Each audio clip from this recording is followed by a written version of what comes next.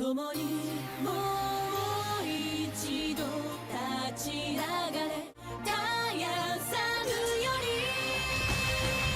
Highschool DxD New is a harem anime released in summer of 2013, 1 year later after the well-received release of the first season. The Highschool DxD franchise made yet another successful and popular title that continues to follow the captivating action-packed and naughty adventures of Issei Hyodo. Not much has changed in regard to his personality. Issei is still the same witty, perverted high school boy, passionately chasing his dream of becoming Harem King, and it's all great. I'm glad the protagonist stays true to his path. I have a dream that one day I'll rank so high that I become the Harem King! I'll have one group of hot girls with huge jugs as servants and another for my babe army! His constant optimism and strive to achieve his honorable goal made Issei Hyodo one of the better characters in the harem ecchi genre. Above all, I like how he interacts with the girls around him. He ain't a charmer, but his honesty, commitment and goodwill make him stand out as a genuine, fun and reliable person. Attributes that, in the end, help him win the hearts of most girls from his harem. Here's where the anime shines. Just like in the first season, all female characters grow attached to him naturally, as the show takes its time to properly develop their relationships. It feels like a well-earned progression, as one by one every girl in the harem opens herself to him as they come to accept their feelings. The anime skillfully integrated engaging and thematic story arcs for each character, giving the protagonist plenty of time to connect and understand the people around him. It is a miracle how well executed the premise is. Each girl takes her designated role so naturally that oftentimes I am amazed how well it is all put together. To have so many characters remain relevant till the end of the last season requires a lot of talent and a well-executed structure. Similar to its predecessor, Highschool DxD New also dedicates 6 episodes each for one specific story arc. They mostly prioritizes one of the characters. First half of the show tells the story of intrigue and conflict between the Church and the fallen angels, while also providing a backstory for Kiba, as his past is deeply intertwined with the mysterious recently introduced holy swords. One more thing. Do you remember this sword? No, I mean, you know, I was 5. I guess anything's possible, huh? As the harem expands, I can't stop but admire the skillful way so many girls are integrated within the story. The anime also keeps the previously established characters colorful and fun. Somehow they all find their way to best serve the plot while also growing alongside the protagonist. For example, Rias and Asia have come to an understanding and accepted to share their love to Issei together.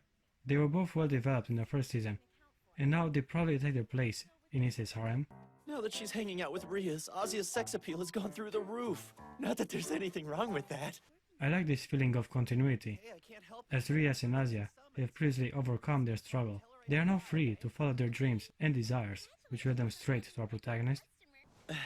Thank you. At this moment, Issei is the one that does not know which one to choose. Best thing to do is just focus on Rias, but of course I can't because Asia will freak out. Another thing that I found fascinating in regard to this season is the fact that somehow the show manages to add a bunch of new characters while also expanding the lore with new concepts and fractions and still stay cohesive all the way. Drake has a bigger role to play at the moment as he warns the main character of a powerful enemy waiting to make contact with him. What do you mean, those with sky dragons? There's someone else who has the sacred gear like me? There is. And I'm gonna have to fight this guy someday because he's got your twin inside him? For centuries, the White Dragon Emperor and the Red Dragon Emperor have fought within their boosted gears users, and now the same burden lies on Issei's shoulders.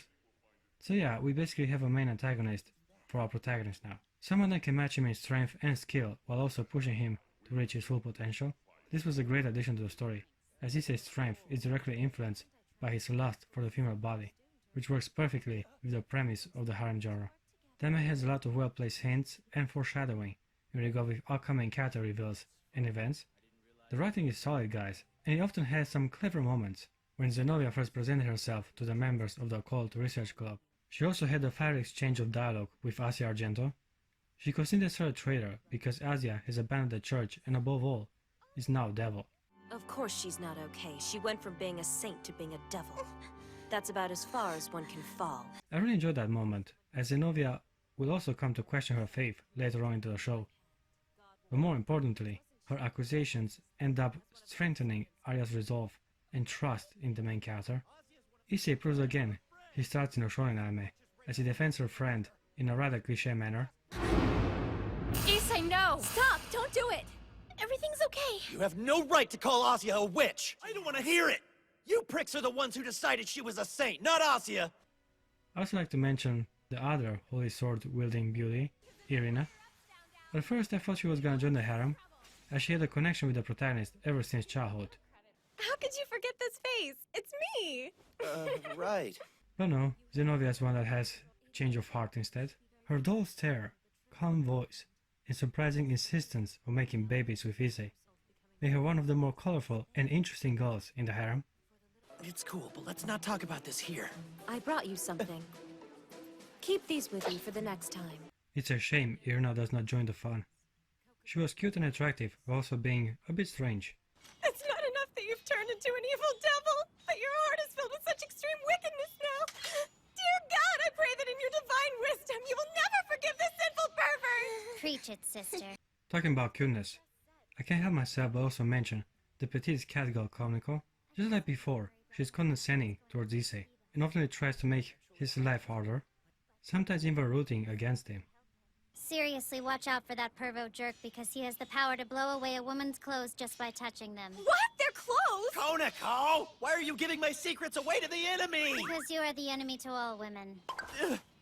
Koniko is sometimes ironic and possesses the most tsundere tendencies of them all. She has the best lines, if, of course, we're not considering the main character. That's why it works. The bare-naked truth about Issei's tiny past. This picture is from kindergarten, and all he's done since then is chase around after girls in their bottoms. Someone kill me. Highschool DxD New also takes a closer look at Issei's school life. We get a bunch of scenes starting his two best friends. It's kind of funny how self-aware they are of their situation. Damn it, son! You better watch out you don't get caught by some jealous brothers out here! That includes us! We're the jealous brothers! Among the students, one girl manages to stand out the most. Aika Kiryu is a good friend of Asya and usually likes to tease her, while also managing to match Issei in perversion. That girl's as perverted as me. She has the ability to calculate a male's manhood size just by looking at the guy. And, well, you get the gist of it. Now I can't go any further with my review without also mentioning my personal favorite, Akano Himajima. She's easily the best girl in the harem, and the second season finally gives her the screen time she deserves. Akano is incredibly seductive and beautiful, that it's incredibly hard for any other girls to compete. Rias herself often gets jealous because of her, as Akano has the upper hand in charming the main character. In the first half of the season, we get numerous hints that she also has feelings for Issei, which led to some entertaining events later in the show. Alright, let's talk about the first villain in this season. Well, Kokobil might not be a fortunate name. The leader of the Fallen Angels actually has a pretty intimidating appearance. He's also very strong, and gives Rias a hard time even while powered by Issei's boosted gear. Too bad that in the end Kokobil was just some forgettable villain with a shitty evil plan that serves more as an introduction to the Fallen Angel faction. I am Azazel, otherwise known as the head of the Fallen Angels. We also have the White Dragon Emperor swoop in and crush the party. As of now, Issei has witnessed the level of power he has to achieve if he is to compete with his newfound rival. Before I go any further with the story, I also want to address the opening and ending theme of the show. I like all of them. The songs manage to capture the spirit of the anime with its abundance of fanservice and fun characters. I still believe the first season had the superior soundtrack, but the songs in this sequel are also thematic and appropriate. One more thing to get out of the way would be the episode length. There's a lot of information shoved into a relatively short season, therefore the episodes were a bit longer than usual. It's commendable how much content they were able to animate while keeping the show focused and character-driven. A really good job was done here in adapting the source material. I also think it's kind of weird how every major event happens either in the school building or some random church, something like a low-budget show that can afford too many locations First was the rating game, then the fight with Coco Bill, and now the summit of the three ruling fractions. Find how the king of the devils thinks some random school is a good place for peace negotiations. These location restrictions shouldn't apply to an animated show like High School DxD. Or maybe the anime tries to keep it character-driven and simple, as it's primarily focused on Issei's personal school life. The third season gets a bit more wild, but again the anime also starts to lose its charm. So yeah, I previously stated we are in a summit between angels, demons, and the fallen, a perfect opportunity to get a bit more insight on the rulers of each faction. We already got introduced to the leader of the fallen angels, Azazel, early in the show, and he seems pretty chill and fun to interact with, while Ria's older brother and parents are surprisingly good people. The character reveal that really got me excited though was the introduction of the class president's older sister. Leviathan is her name, and she is amazing. So cute and petite while cosplaying as a magical girl. She's a perfect addition to the show. You should run into my arms and tell me how much you miss me. And then I'll say, oh, Sona, I missed you too. And I'll give you a big fat kiss and you kiss me back and that would lead to girl-on-girl action. And wouldn't that be hot? Talking about new characters, we have yet another bishop to take his place in Ria's arsenal. While I would have much preferred a seductive woman to take the spot, I guess I have to make do with this tiny little half-vampire called Casper. Yeah, I make him be weird sometimes. Isn't that good? Casper is also a boy, by the way. Another pretty blonde? Pretty, but still a dude, man. A dude? Why? Why have I been forsaken so? Yeah, right? Yeah, I guess I'm too insecure of what's left of my masculinity to enjoy such characters. To be fair, I did like his personality. He respects Issei, and even tries to help him in his perverted schemes. You bear this legendary power, but instead of being afraid of that responsibility, you're ignorantly positive. Wow! It's like your depraved carnal desires somehow give you this unbelievable courage. Oh, stop you. Casper is insecure and very shy, to appeal to a certain male demographic, I guess. As I said before, I'm not comfortable with this topic, so I go back to talk about big old titties. Akano is a good girl to start. We get a glimpse at her future story arc by having one episode dedicated to her. It is revealed that besides being the best girl in the harem, she's also half, and by that I mean she's half fallen angel and half devil. Why wasn't this mentioned before? Well, probably because even the writer didn't know this information till the second season. Otherwise her wings would have always been different from each other instead of both looking like the ones of a devil. Her father is some important leader of the fallen angels. Don't speak his name. I am nothing like that creature! And we get to actually meet him in the third season. As for now, Akano officially becomes Issei's third mistress. Usually in harem anime and most other shonen titles, there's always one episode where they all go to the beach. A perfect opportunity for some comedy, character development, and above all, some much anticipated fanservice. So many anime have these cliché moments when we get to see the female characters in their swimsuits that it can become a trademark to be incorporated in most shows with a strong male demographic. The first season of High School DxD shockingly missed this opportunity, so it was extremely necessary for the sequel to have an episode where our characters have fun in the school swimming pool. Much happens in this episode that I sadly cannot show, but besides the numerous ecchi moments, we also have some cool character interactions.